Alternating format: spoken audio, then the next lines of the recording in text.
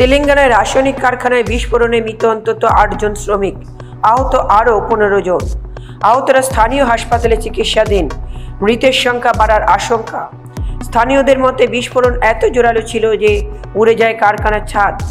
ঘটনাস্থলে দমকলের 11টি ইঞ্জিন।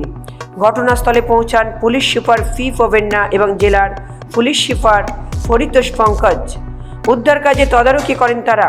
খবর সোমবার সকালে তেলেঙ্গানার সাঙ্গারেড্ডি জেলায় শিল্প তালুকের একটি রাসায়নিক কারখানায় বিস্ফোরণের শব্দ শোনা যায়। স্থানীয়রা এসে দেখেন কারখানার ছাদ উড়ে গিয়েছে। ভিতর থেকে বেরিয়ে আসছে কালো ধোঁয়া। আতঙ্কে দৌড়ে বেরিয়ে আসছেন শ্রমিকেরা।